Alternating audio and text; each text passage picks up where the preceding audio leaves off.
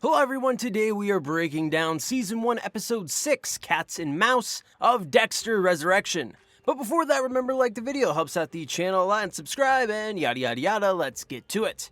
We're with Dexter sweeping the sidewalk when his landlord and friend, Blessing, comes out. Blessing is looking very sad and lets Dexter know that his mother has passed away. Blessing invites Dexter to the wake later on that day.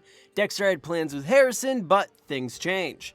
Harrison doesn't seem bothered by it though. He offers to join Dexter at the wake.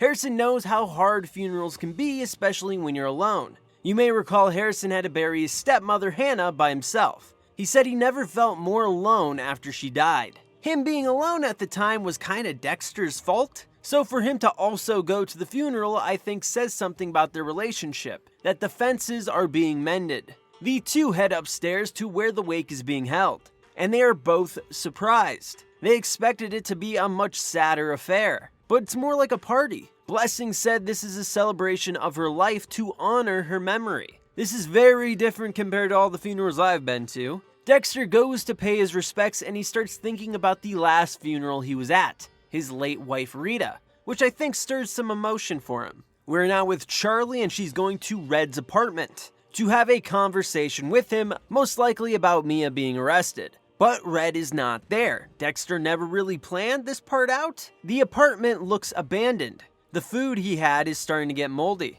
Dexter receives a phone call from Leon Prater, saying he is outside his building. Dexter immediately panics, thinking they found out where he actually lives, but he realizes quickly he's talking about Red's. Leon offers to wait for him to return, but Dexter says he doesn't live there anymore, that he left his job, his home, the minute Charlie found out who he was. Which tracks for Red, the person he is pretending to be. Red was a very careful man and liked his privacy. It seems like something he would do.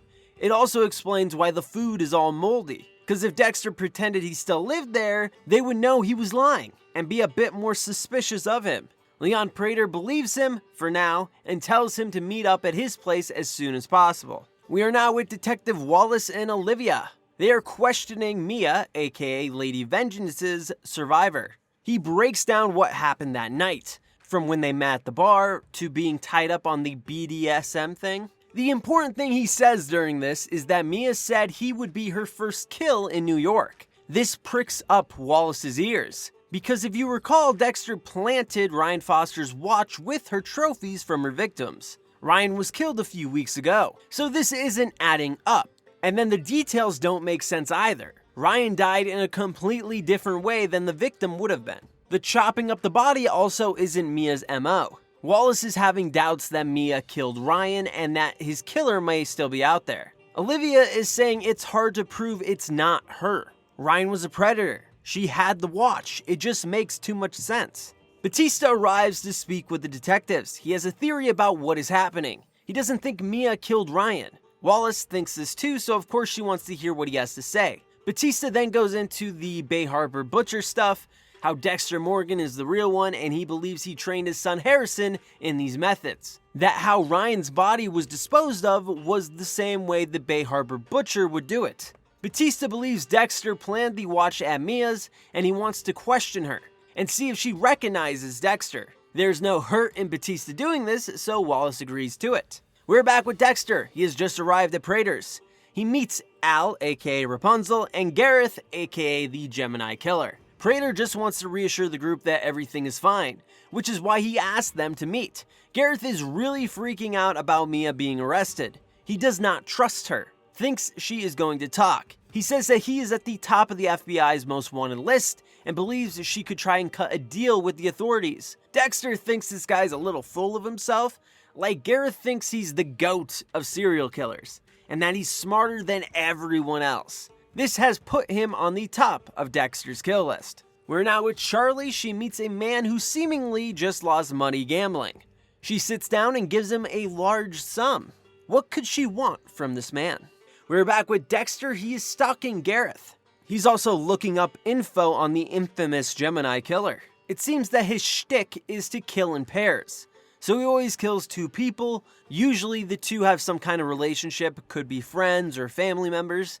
He then makes the Gemini astrological sign using their bodies as the pillars and blood for the arches above and below. They always have the bodies hold hands as well. Gemini is also known for twins, which is why he is killing in twos. Dexter's following of Gareth here is kind of reckless, to be honest. Gareth is clearly very paranoid, especially with all the stuff with Mia, and Dexter hasn't even attempted to disguise himself. He's literally wearing the same outfit he just met him in. He follows him to a bookstore, where Gareth leaves a note for someone in a book. It just says 8 p.m. Dexter thinks this whole thing is a bit much. Like, what's with all the secrecy? Who's this note for? Dexter thinks Gareth is a bit pretentious. Dexter starts looking at the book. It's about serial killers and wants to see what they have about him. But we can see in the background someone is watching Dexter. So either Gareth saw him following him, or this is the person the note was for. Dexter returns home and it seems someone is following him, most likely the person we saw at the bookstore. Dexter first helps bring in some ice for the funeral, where Blessing kind of starts yelling at his son-in-law. It's been a long day for him. Anyways, Dexter heads into his apartment where he finds Gareth waiting for him. So it seems Gareth saw Dexter following him. Gareth wants to know why he took his note. Dexter, knowing Gareth's ego, starts playing up to it, saying how he's such a big fan and just wanted to get to know him better. Gareth totally believes this. He even said he suspected his influence on Red's work. The ego is insane. Dexter offers him a gin and tonic and he is down for a drink. Dexter grabs an M99 from the fridge at this time as well. This is what Dexter uses to knock people out, so it seems he's going to go for the kill right now.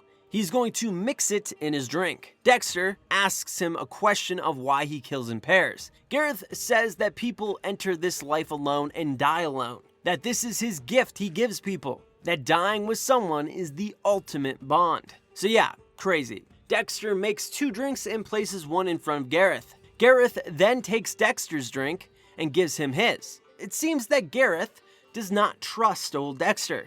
Dexter takes a drink and then Gareth takes a drink of his. Gareth falls over. It seems Dexter expected such a move from him. Literally just Princess Bride him. Dexter is pretty stoked that actually worked. We're now with Harrison. He is babysitting Elsa's kid. Elsa is having some issues with her apartment, mainly because there is black mold in her son's room, and she is refusing to pay rent until it gets situated. Her landlord comes by looking for rent. Harrison brings up the black mold and how it isn't right that they aren't doing anything to fix it. The landlord basically insults Elsa, saying she's a bad mother and is talking all sorts of crap. Harrison then starts fantasizing about stabbing this guy. He snaps out of it and is horrified at his thoughts. We're back with Dexter and he has set up his kill room. Once again with all the people upstairs, and for Dexter to be doing this here seems a bit reckless, but I suppose he doesn't have much of a choice. He kills Gareth and then hears a knock on the door. It is Blessing. He wants to talk. Dexter rolls up the body and puts it in the bathtub. Blessing comes in and wants to apologize for yelling. Then we get some backstory on Blessing. That when he was young, he was taken away and forced to be a child soldier, and that his mother came and actually rescued him, and then they moved to America. What she told him was to leave that darkness behind him, and he has to separate it. Dexter thinks about this, and in his head says he has to keep Harrison away from his murders, keep him away from his darkness. Keep it separated. Blessing almost finds the body, but lucky for Dexter, he doesn't. We're now with Dexter and Harrison. They are eating at a diner. Harrison tells Dexter how he thought about murdering again. Harrison kind of starts spiraling, but Dexter tells him to stop and reassures him, like, you didn't kill the guy. You had an impulse, but you denied it. The only reason you even thought about it is because you wanted to help Elsa. You wanted to do the right thing.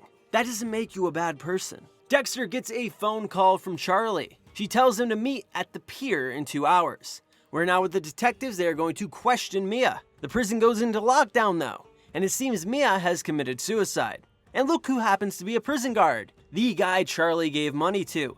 So it seems Prater was able to take care of this little problem. The detectives and Batista are obviously quite bummed. Dexter shows up at the pier. Al tells Dexter that the gang is going on a helicopter ride. They are waiting on Gareth though. Dexter thinks he's going to be caught here soon, that all these people who were part of this group are going missing or dying ever since Red joined. The group continues to wait when a car pulls up. Gareth exits. Dexter realizes that he has made a mistake. Gemini means twin in Latin. Gareth has a twin. Now, did the dead twin say anything about Dexter following him is the question. But we'll have to wait till next week to find out. What did you think of the episode? Leave it down in the comments below, and if you want more Dexter content, please subscribe and like the video. Check out the Twitter link in the description below, and as always, have an awesome day.